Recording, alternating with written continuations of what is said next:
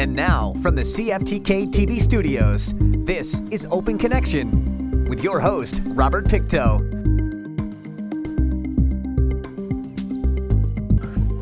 Welcome to Open Connection. I'm your host, Robert Pictou. Our show today comes to you from the traditional and unceded territory of the Tsimshian people. Sugar beets are one of the highest value crops, and Germany is one of the largest sugar beet producing countries in the European Union. Akata Printen is a type of German Christmas cookie that uses sugar beet syrup instead of honey. On today's Open Connection, we return to the archives to bring you part 2 of 1989's Multicultural Christmas. There's nothing brings Christmas to mind more than the wonderful smell of cookies in the oven, and when we arrived at Gisela Lutz's home, she was hard at work baking a very special recipe in which the dough, made up of flour, spices, fat, and sugar beet syrup, has been prepared several days ahead, and the cook prefers to keep the recipe in the family. It's for my grandma, and I have to prepare it 5 days before I can bake them. And this is a secret recipe? Yeah, it is. So how long has it been in your family, do you know? I don't know, 100 years maybe? But the rolling out can be tricky. Oh, this is one of these doughs, Gisela, that's hard to stick together. Yeah. And almonds and, what is it? Candy, sugar. It's a little bit uneven dough. The cookies come in all different shapes. Yes, hearts and Christmas tree or evergreen stars and the moon and Santa Claus. And like most experienced bakers, the technique is all in her head.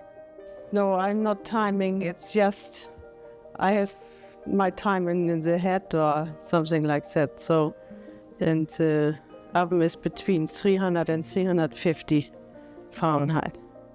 These butter cookies are also always baked in the Lucia household. Gisela grew up in the very small village of Westermühlen, where wood stoves made baking a much longer process. But then life wasn't so fast-paced. You have to wait, but sometimes it's too hot, sometimes it's too cold. So you needed much more time to bake the cookie. Yeah, good. And lots of warmth inside the kitchen. If there's any treat that's typical of a German Christmas, it's Stollen. And Sophie Reschke was hard at work in the kitchen too. This time I decided I make a very popular one that we have in Germany, and it's made with cottage cheese. And I added already here my butter, cottage cheese and eggs and all the spices like cardamom. Cardamom and lemon essence or lemon flavor and almond, and I have the eggs and the butter in here already. So I would like to just turn this on here and mix it up a little. And I put it on tea. This Stollen is made with baking powder, so it's quicker to make than the yeast type. Now I'm just going and sort of mixing it all together. And that shouldn't take too long.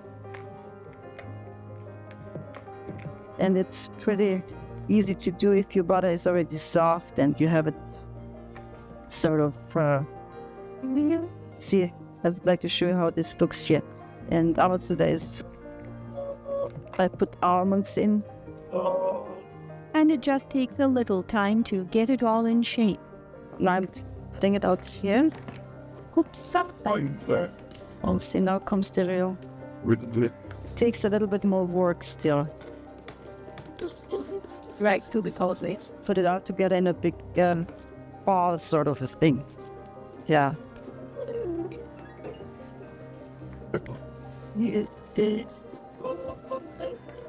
And for cottage cheese, I use, if possible, the German Quark. We call it Quark. Thanks for that. And I'm a messy cook. On top of it, I'm not as clean as Gisela. She's pretty. Well, mine is a little bit harder here to do.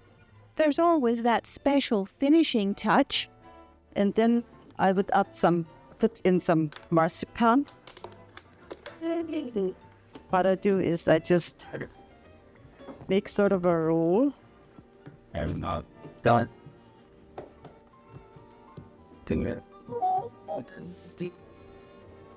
And roll it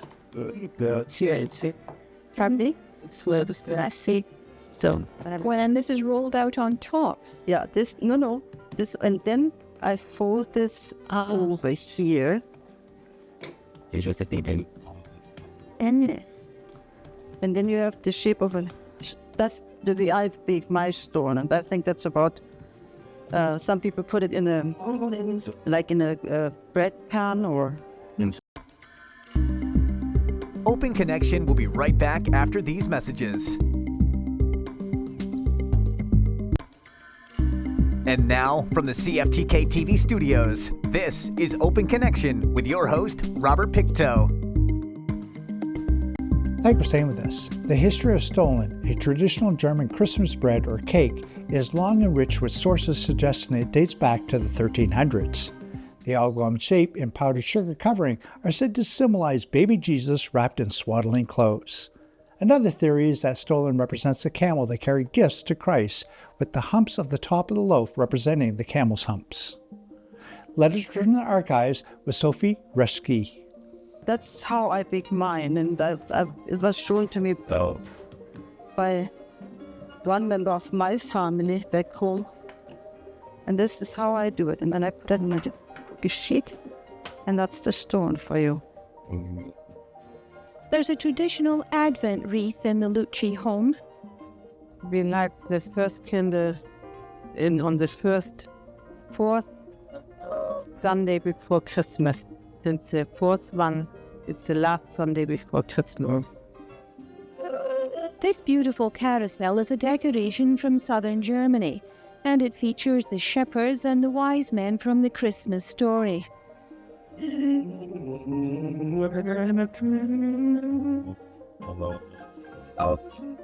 There's always time for coffee and visiting, and our cameraman Tim Morton was the official taste tester.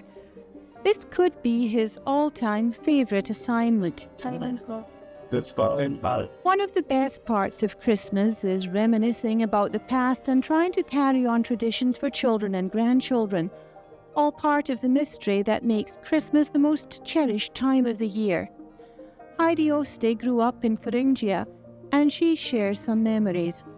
Well, I had very pleasant memories, of course.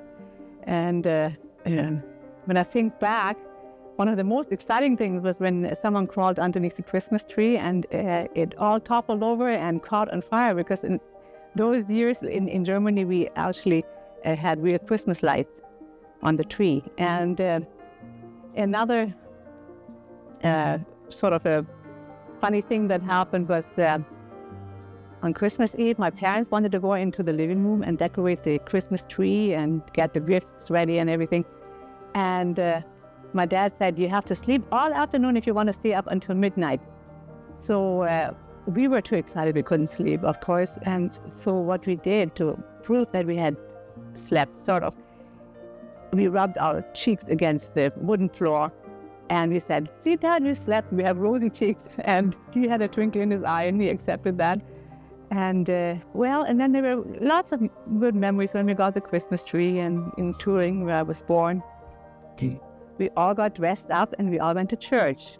And that was always a beautiful thing. And there we heard the Christmas story and we sang lots of Christmas carols, and it was just very beautiful. And then after that, we went home and we had a traditional meal, and that was European wieners and a warm potato salad with lots of bacon and onions, and also just a carrot jello, but nothing fancy as such. And after that, we had a sing-song. My dad, he played the violin, the mandolin, I should say, and we sang and sang. And when that was finally over, we were able to open the presents, and that was exciting.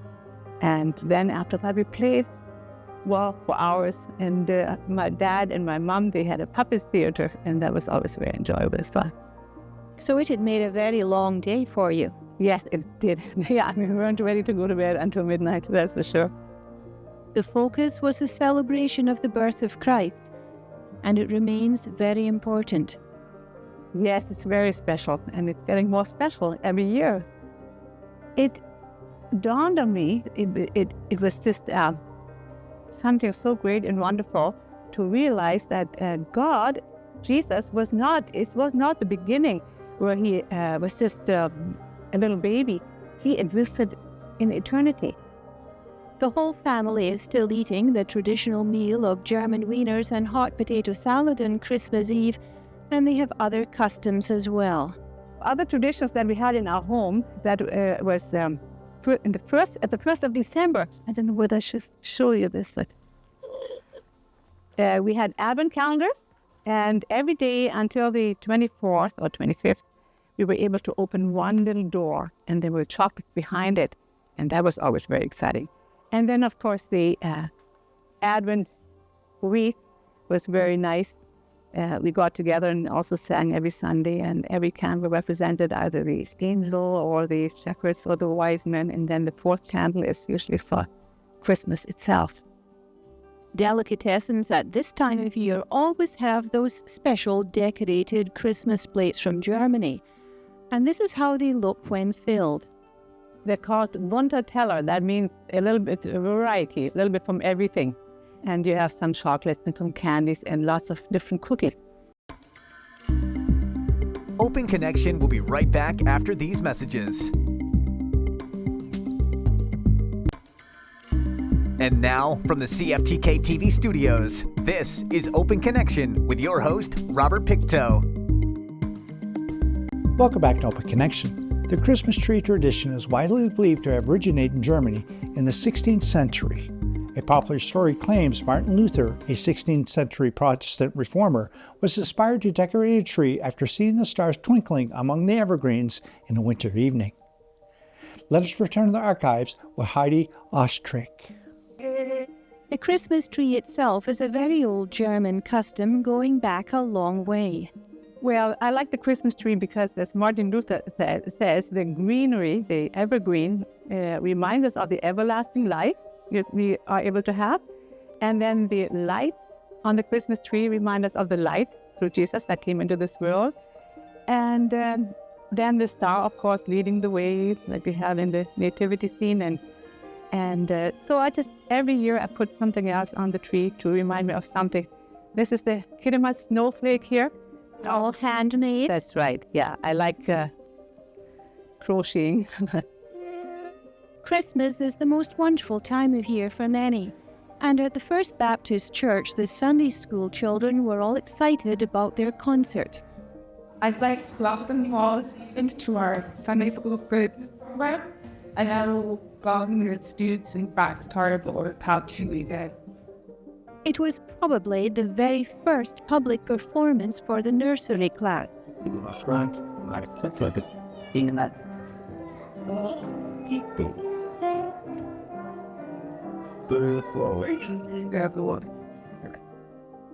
A group of angels told a Christmas story. That night, David took the sword and sickle. Man brought to the soft north sons be gently winged. And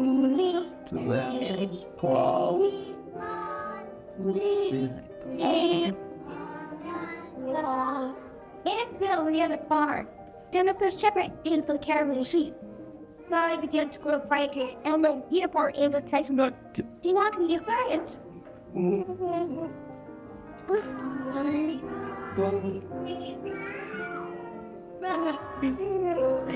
Get out. Definitely thought something in it. You sang a choice for your God.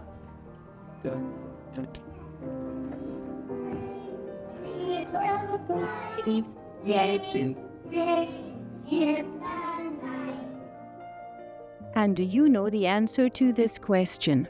How can you mean that I go care when they are these years?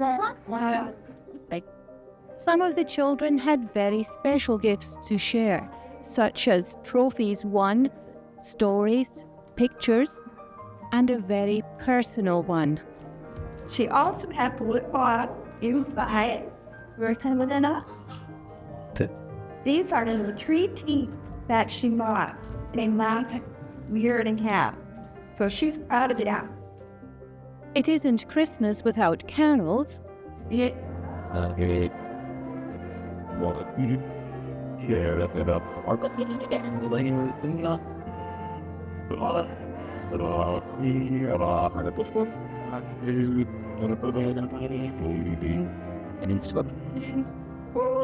And there's the age-old greeting.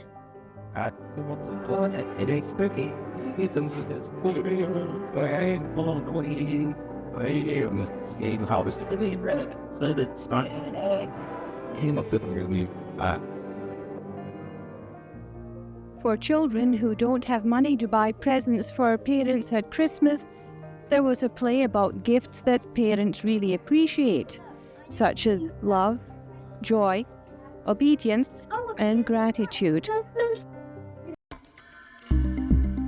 Open Connection will be right back after these messages. And now, from the CFTK-TV studios, this is Open Connection with your host, Robert Pictou. Celebrated on December 13th, Luca Day is Hungary's. Celebrated on December 13th, Luca Day is Hungary's annual winter solstice. The Hungary calendar. Celebrated on December 13th, Luca Day is Hungary's annual winter solstice. The Luca calendar was also a time for love spells. To forecast the name of a future husband, an unmarried woman would write 12 names on small scraps of paper. The scraps of paper could be put into dumplings and then cooked. The first dumpling to rise to the surface of the boiling water would contain the name of the woman's husband-to-be. In this final segment of Open Connection, we return to the archives with more Hungarian food traditions. It's not one of the time is that After the wine has been opened and poured and grace has been said, it's time to eat. And that means let's eat. Let's mean amen. Let's eat then. The table is cluttered with treats, the traditional bread or kanyir, Hungarian pepper salami and head cheese sandwiches, dill pickles and pickled peppers, poppy seed and walnut strudel, and several other kinds of sweets, including the delectable mézes zsábró, or Hungarian honey cake. And of course, Hungarian wine accompanies what seems like enormous amounts of food, but which Teresa Monjur considers a snack. That we're having. Just a snack. Appetizer and yeah. What happens for Christmas dinner? Oh, the Christmas dinner. You want I explain it to you? We get Christmas, 25th of Christmas. We making cabbage rolls, beautiful one, and we get baked ham. And we get turkey or goose, and all the trimmings, and a lot of pickles, and rum-marinated fruit, and all the cakes, and wine, and all night. How long does it take you to prepare for your Christmas dinner? A few days, because I do every day a little bit. Like yesterday I baked a strudel, and this is honey jambro, this one. It has to be prepared for a week ahead because it has to stay for 4 or 5 days before you can cut it. Any food that takes that much work to prepare deserves to be sampled. And it certainly is worth the effort it takes to make this melt-in-your-mouth honey cake. But as with many delicious desserts, there is a negative side effect. It's a 4-layer. It's a honey cake. It's a honey cake and buttercream inside and chocolate at the top. Not very good for a diet, by the way. Yeah, it's not one of them. Diet aside, this snack deserved some proper attention, and we felt we provided it. I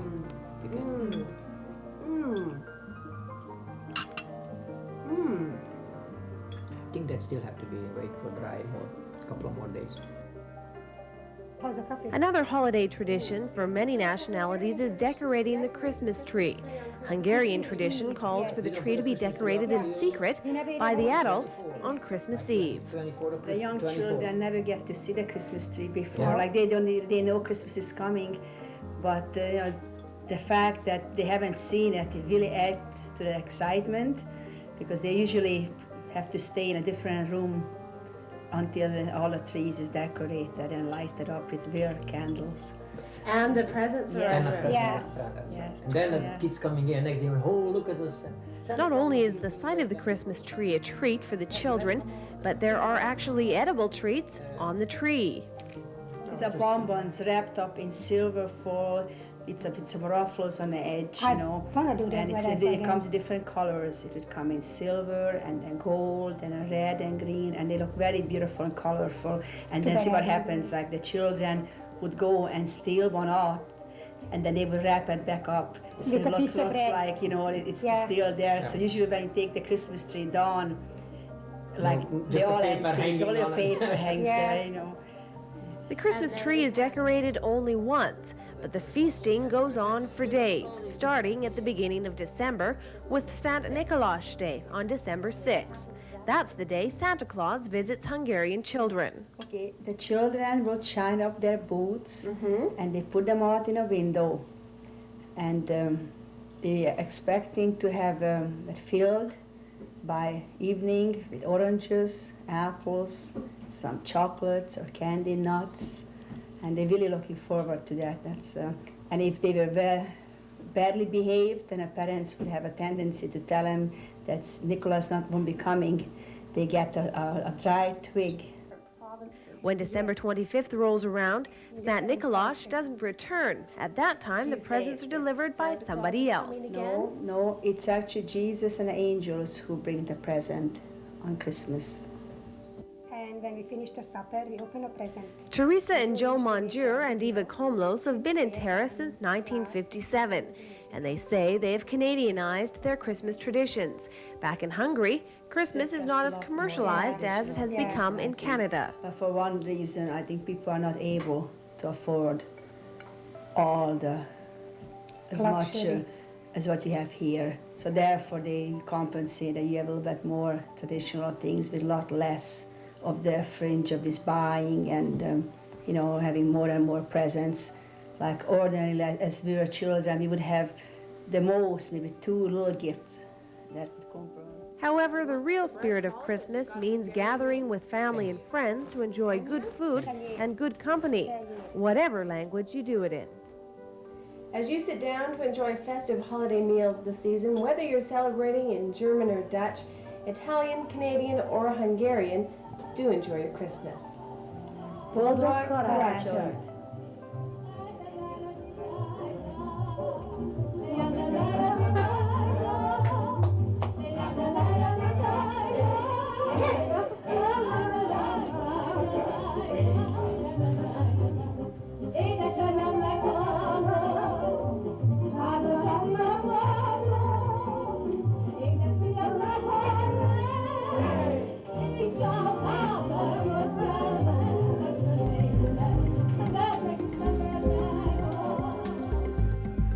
Thank you for joining us for this episode of Open Connection.